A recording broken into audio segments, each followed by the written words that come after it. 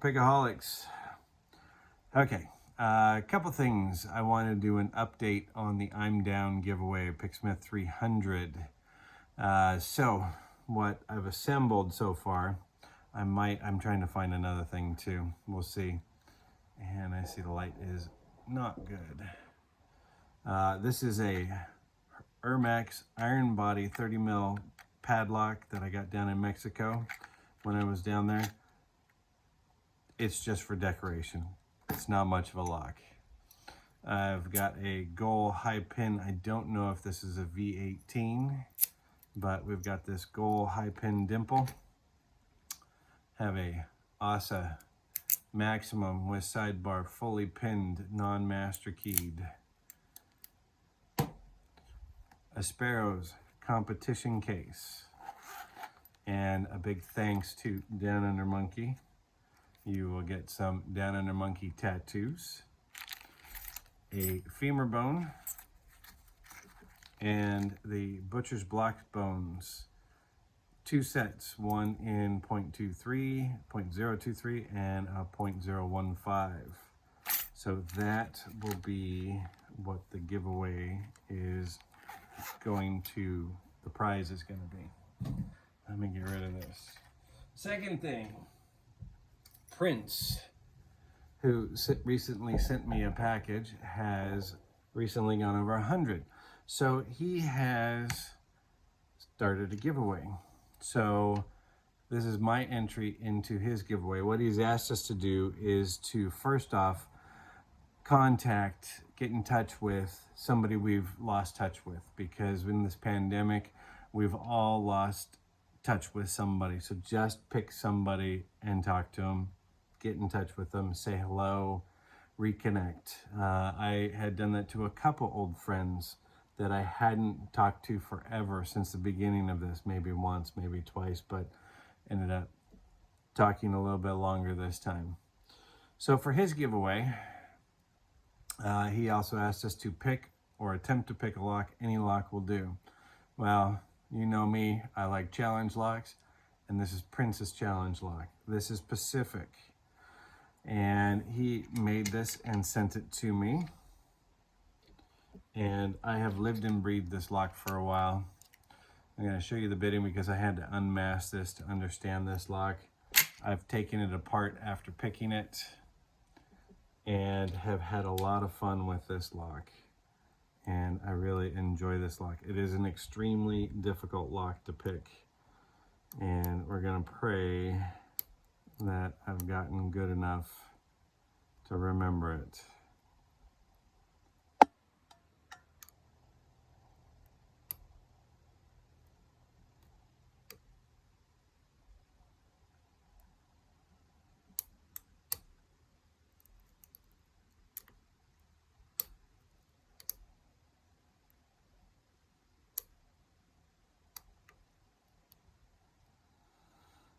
Has a lot of clicks. It also has a considerable amount of overset traps, counter milling. I don't really remember what was in it as I've been picking it so much.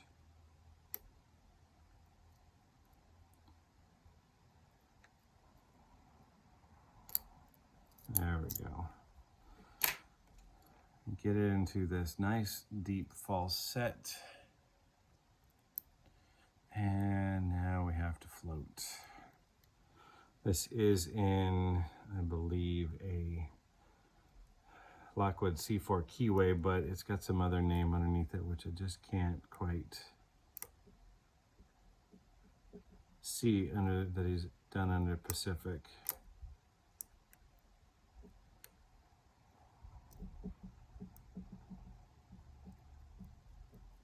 Oh, come on.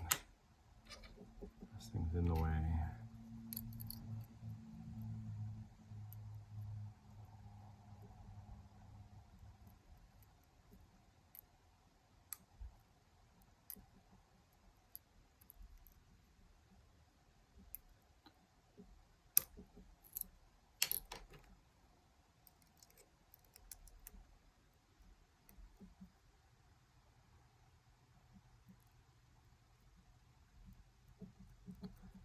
Come on, you didn't lift high enough?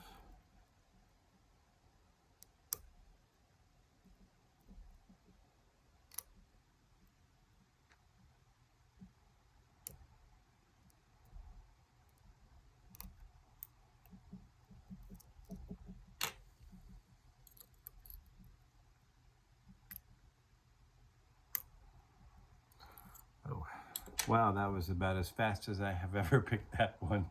This is such a crazy lock. But that is definitely open, well past 90 there. We have the key, let's lock it up. Key works like absolute butter in this thing. This is such an awesome lock. Let's get into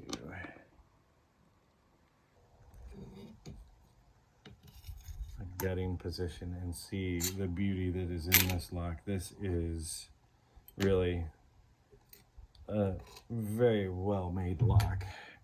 He said he had wished he'd made it harder, and I'm really glad he didn't, because it is hard. I know I made it look easy, but I have picked this thing 10, 15 times.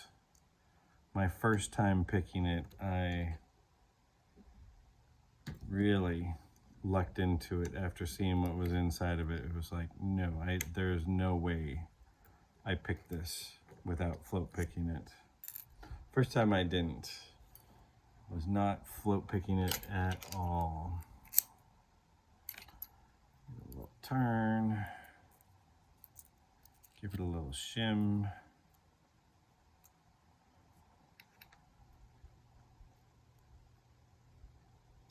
There we go.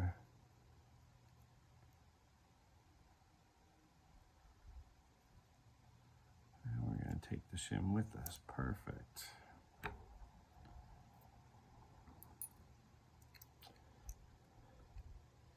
You can already see some of the chaos that is in here. Let's dump everything out. This is what,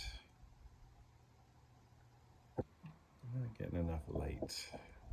Then we're going to blow everything else out. You can see we have some massively high lifts in this thing.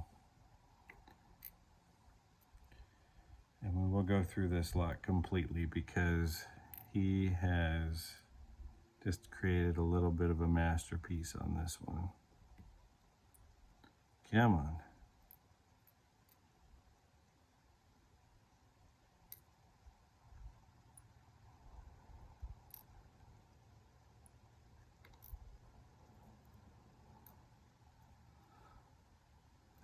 It took so long to learn this lock because so many different things were going on in it with the pins that he has and the mods. He has squared countermilling in 6, countermilling and a laydown trap. I didn't hit that one. Just sharp countermilling. I mean, I can't quite do it. Maybe I do it this way, but the weight of it. Nothing in 2, threading in 3 and 1, but there's also countermilling in 3 too. Just an amazing, fun lock. These pins, I remember seeing them for the first time, was just absolutely stunned in the workmanship on these locks. This is the first time I've seen his stuff in person.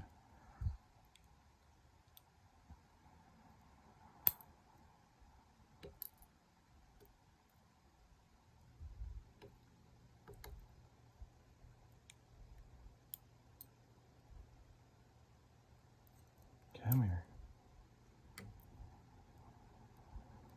The little gin heads that he creates are just absolutely amazing.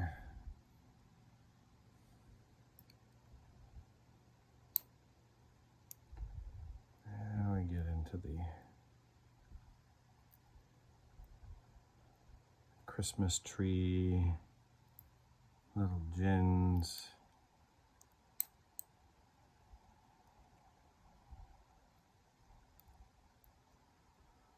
Beautiful spools.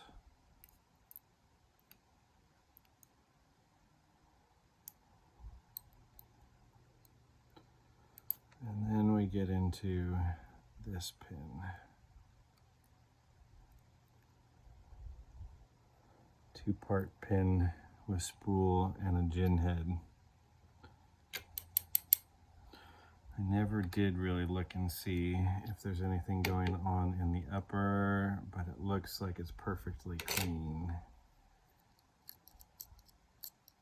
Yeah, nothing going on up there. Let's set that aside, but let's take a look at these pins. I got a serrated bottom with a serrated top, almost with a little spool. This overset T-pin type thing with the little mushrooming on. This thing is just absolutely gorgeous and insane. Taper that you've just got to nudge up into place. This serrated with a little gin head on it, with an overset trap below it. Little one with a taper on it. It's two-piece spooled, serrated, two-piece pin with a little gin head on it, and I'll show you how effective these are in the plug itself. This one confused me for a while. Overset trap, but with the torpedo top mushroom head on it. You push on those, they feel like, oh, it's counter rotation, snaps you into the overset. Just devious here. And then that overset, the little skinny spool on it, standard in 6, and then this stepped Christmas tree is just absolutely stunning. I think he said this was made out of a Lockwood spool, but absolutely just a fun lock and really, really hard. But once you learn it, it's not too bad. It's a lot of fun. Like I said, I have enjoyed learning this lock and picking. I've picked it more than any other challenge lock I have done. So in one with the serrateds, definitely have to come all the way through those serrations. You feel every single one of those. That threading just catches on it really, really nicely. Taper, you can see you just have to nudge it up just a little bit. That pin you really don't have to play with too much. And in number 2, that serrated gin taper, but he has made these where that gin head just absolutely catches. You have to float pick out of these. And he has done that in both of these. Let's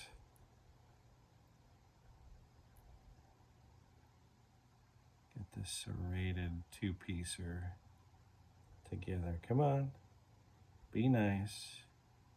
Doesn't want to play at the moment.